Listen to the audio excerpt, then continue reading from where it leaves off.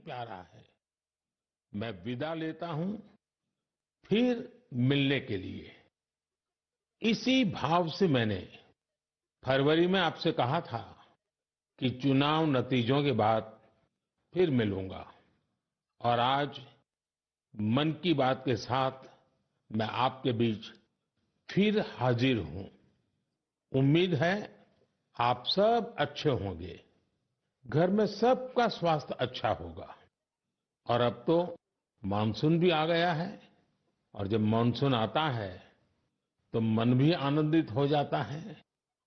आज से फिर एक बार हम मन की बात में ऐसे देशवासियों की चर्चा करेंगे जो अपने कामों से समाज में, देश में बदलाव ला रहे हैं। हम चर्चा करेंगे हमारी समृद्ध संस्कृति की, गौरवशाली इतिहास की और विकसित भारत के प्रयास की। साथियों, फरवरी से लेकर अब तक जब भी महीने का आखिरी रविवार आने को होता था, तब मुझे आपसे इस संवाद की बहुत कमी महसूस होती थी। लेकिन मुझे ये देखकर बहुत अच्छा भी लगा कि इन महीनों में आप लोगों ने मुझे लाखों संदेश भेजे। मन की बात रेडियो प्रोग्राम भले ही कुछ बंद रहा हो, लेकिन मन की बात का जो स्पिरिट है, देश में, समाज में हर दिन अच्छे काम, निस्वार्थ भावना से किए गए काम, समाज पर पॉजिटिव असर डालने वाले काम निरंतर चलते रहे। चुनाव की खबरों के बीच निश्चित रूप से मन को छू जाने वाली ऐसी खबरों पर आपका ध्यान गया होगा। साथियों, मैं आज देशवासियों को धन्यवाद भी करता हूं कि उन्होंने हमारे संविधान और देश की लोकतांत्रिक व्यवस्थाओं पर अपना अटूट विश्वास दोहराया है। 24 का चुनाव दुनिया का सबसे बड़ा चुनाव था। दुनिया के किसी भी देश में इतना बड़ा चुनाव कभी नहीं हुआ, जिसमें 65 करोड़ लोगों ने वोट डाले हैं। मैं चुनाव आयोग और मतदान की प्रक्रिया से जुड़े हर व्यक्ति को इसके लिए बधाई देता हूं। मेरे प्यारे देशवासियों, आज 30 जून का यह दिन बहुत ही महत्वपूर्ण है।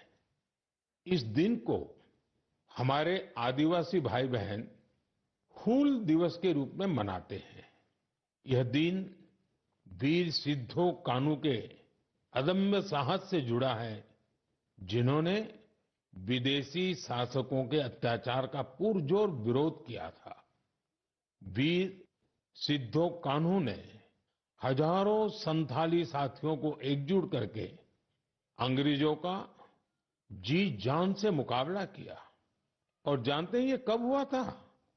ये हुआ था 1855 में। यानी ये 1857 में भारत के प्रथम स्वतंत्रता संग्राम से भी 2 साल पहले हुआ था। तब झारखंड के संथाल परगना में हमारे आदिवासी भाई बहनों ने विदेशी शासकों के खिलाफ हथियार उठा लिया था। हमारे संथाली भाई बहनों पर अंग्रेजों ने बहुत सारे अत्याचार किए थे। उन पर कई तरह के प्रतिबंध भी लगा दिए थे। इस संघर्ष में अद्भुत वीरता दिखाते हुए वीर सिद्धो और कान्हू शहीद हो गए। झारखंड की भूमि के इन अमर सपूतों का बलिदान आज भी देशवासियों को प्रेरित करता है। आइए सुनते हैं संथाली भाषा में इन्हें समर्पित एक गीत का अंश।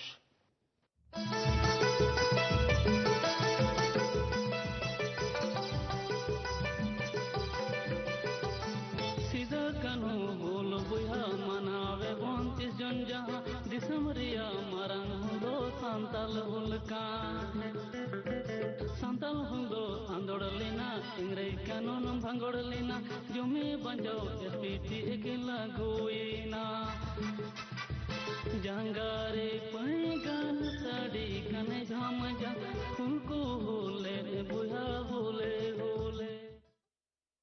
प्यारे साथियों, अगर मैं आपसे पूछूं कि दुनिया का सबसे अनमोल रिश्ता कौन सा होता है, तो आप जरूर कहेंगे माँ। हम सबके जीवन में माँ का दर्जा सबसे ऊंचा होता है। माँ हर दुख सहकर भी अपने बच्चे का पालन पोषण करती है। हर माँ अपने बच्चे पर हर स्नेह लुटाती है।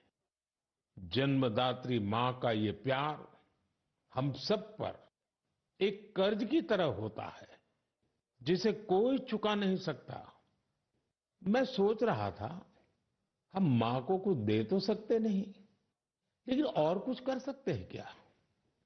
इसी सोच में से इस वर्ष विश्व पर्यावरण दिवस पर एक विशेष अभियान शुरू किया गया है।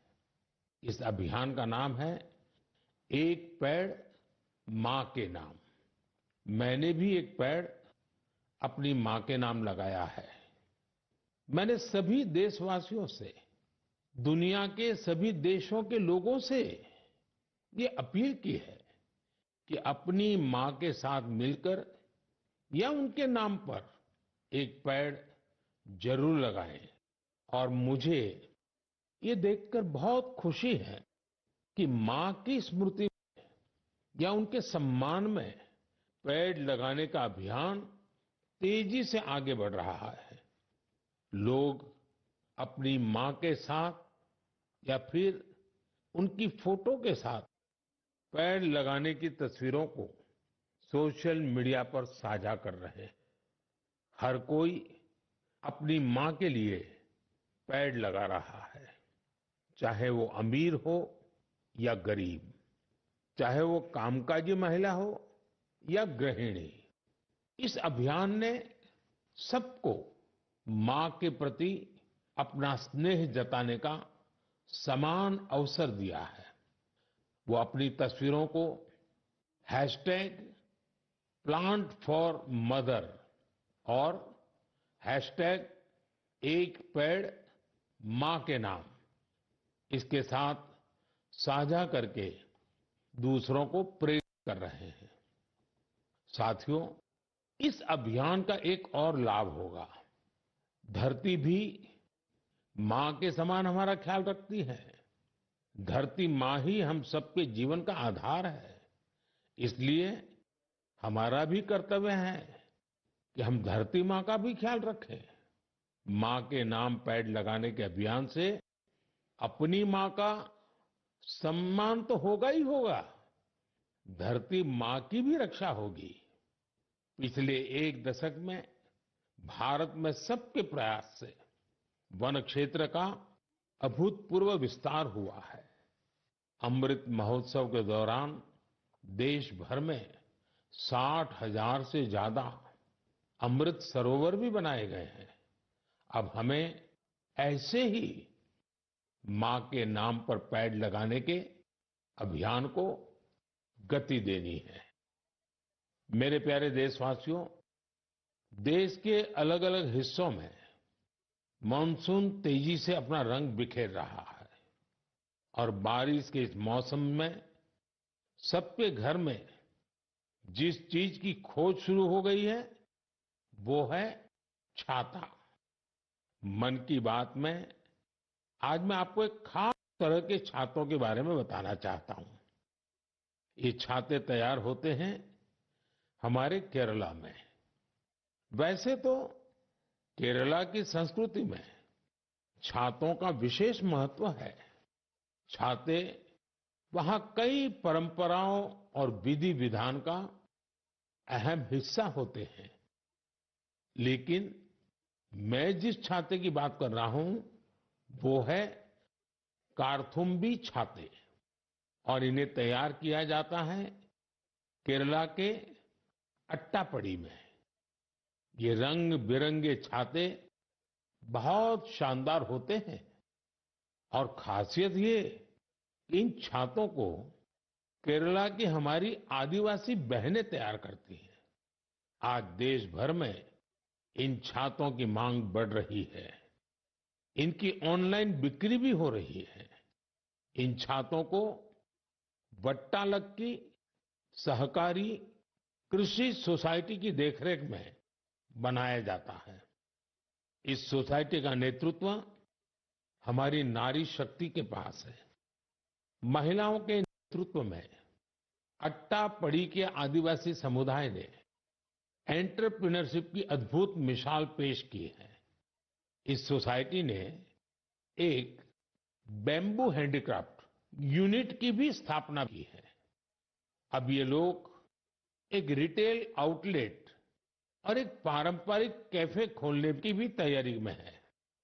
इनका मकसद सिर्फ अपने छाते और अन्य उत्पाद बेचना ही नहीं है, बल्कि ये अपनी परंपरा, अपनी संस्कृति से भी दुनिया को परिचित करा रहे हैं।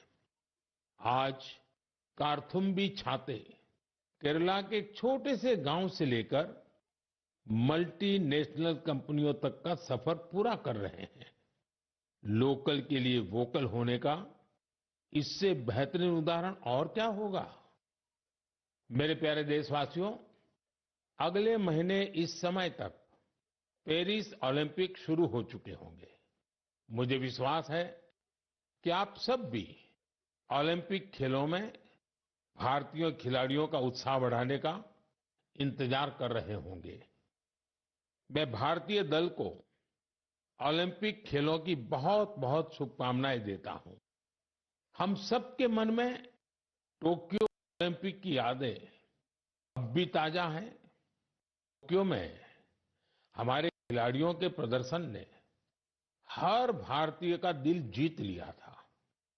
टोक्यो ओलंपिक के बाद से ही हमारे एथलीट्स पेरिस ओलंपिक की तैयारियों में जी जान से जुटे हुए थे। सभी खिलाड़ियों को मिला दें तो इन सब ने करीब 900 इंटरनेशनल कंपटीशन में हिस्सा लिया है। ये काफी बड़ी संख्या है। साथियों, पेरिस ओलंपिक में आपको कुछ चीजें पहली बार देखने को मिलेगी। शूटिंग में हमारे खिलाड़ियों की प्रतिभा निखरकर सामने आ रही है। टेबल टेनिस में मैन और विमेन दोनों टीमें क्वालिफाई कर चुकी हैं। भारतीय शॉटगन टीम में हमारी शूटर बेटियां भी शामिल है। इस बार कुश्ती और घुड़सवारी में हमारे दल के खिलाड़ी उन कैटेगरीज में भी compete करेंगे जिनमें पहले वे कभी शामिल नहीं रहे।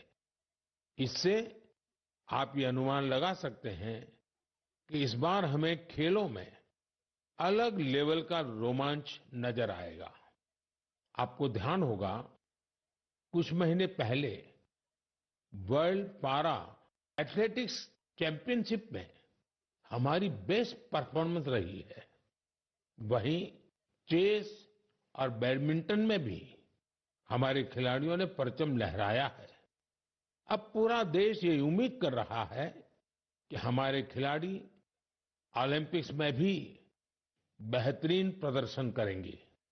इन खेलों में मेडल्स भी जीतेंगे और देशवासियों का दिल भी जीतेंगे। आने वाले दिनों में मुझे भारतीय दल से मुलाकात का अवसर भी मिलने वाला है। मैं आपकी तरफ से उनका उत्साहवर्धन करूंगा। और हां, इस बार हमारा हैशटैग चीयर फॉर भारत है। इस हैशटैग के जरिए हमें अपने खिलाड़ियों को चीयर करना है, उनका उत्साह बढ़ाते रहना है। तो मोमेंटम को बनाए रखिए। आपका ये मोमेंटम भारत का मैजिक दुनिया को दिखाने में मदद करेगा। मेरे प्यारे देशवासियों, मैं आप सभी के लिए एक छोटी सी ऑडियो क्लिप प्ले कर रहा हूं। रेडियो क्वेट FM 93.3 से हिंदी शो नमस्ते क्वेट।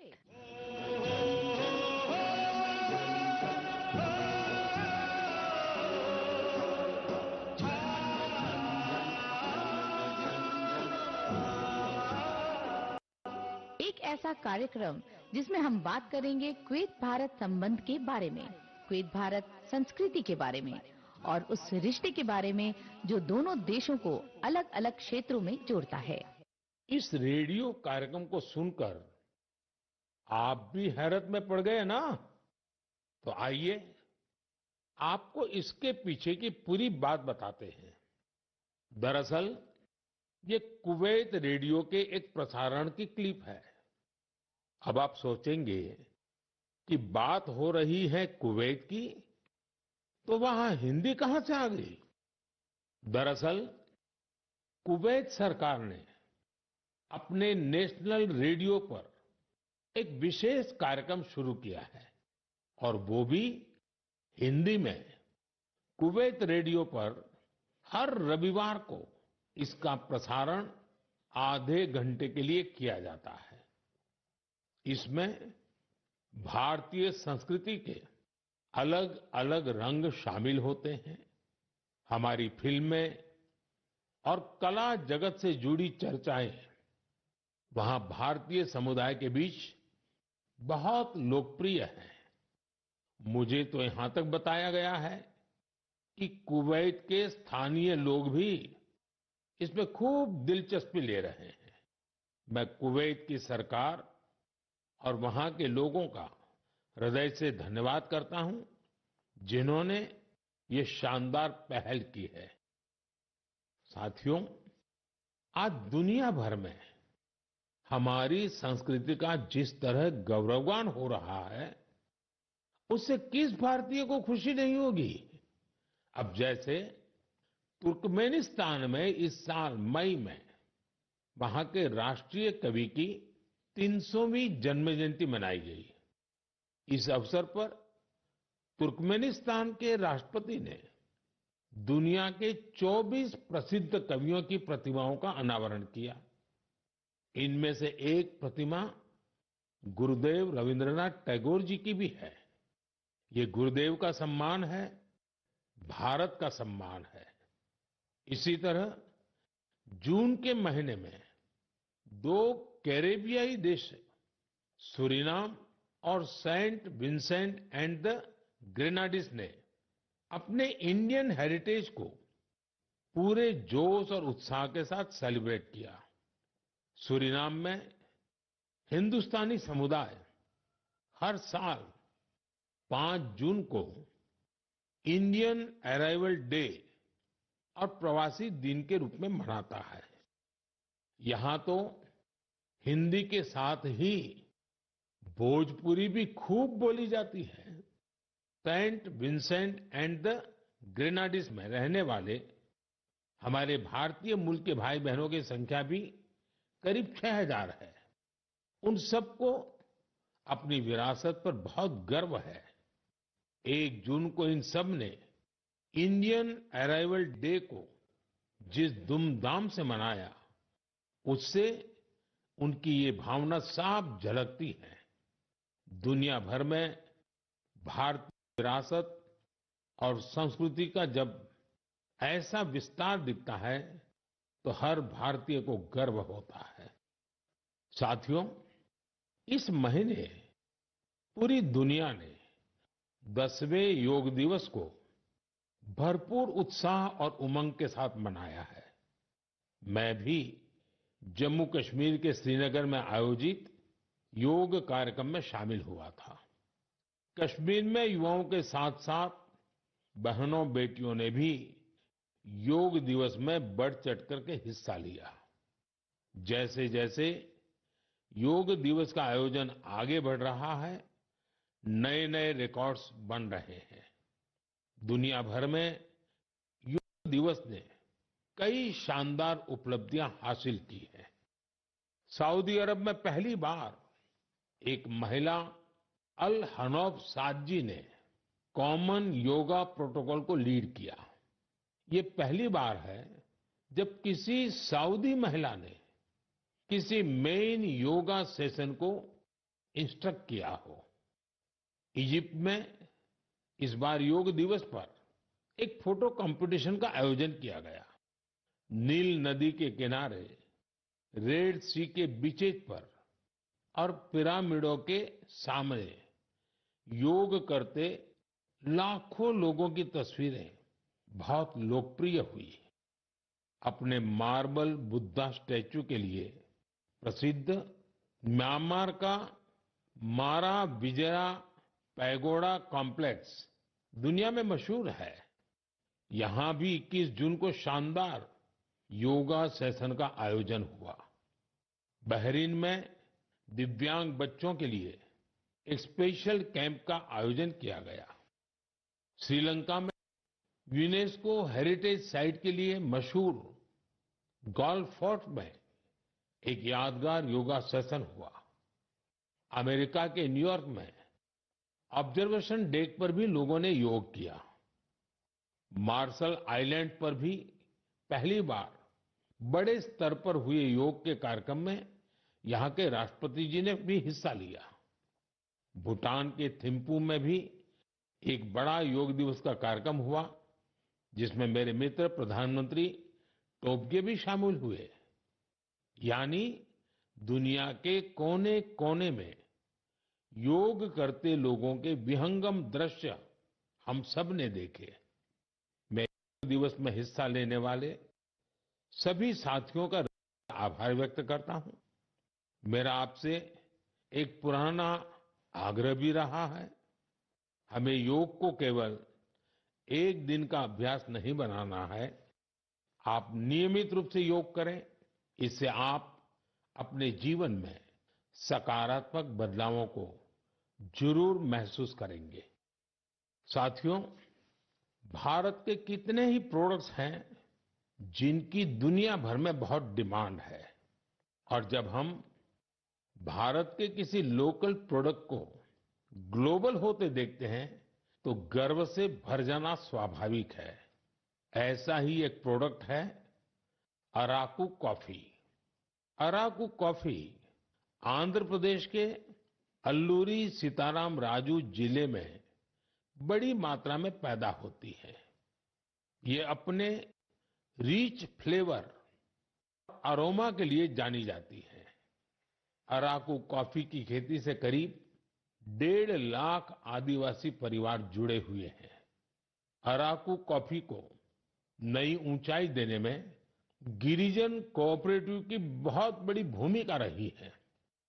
इसने यहाँ के किसान भाई बहनों को एक साथ लाने का काम किया और उन्हें अराकू कॉफी की खेती के लिए प्रोत्साहन दिया।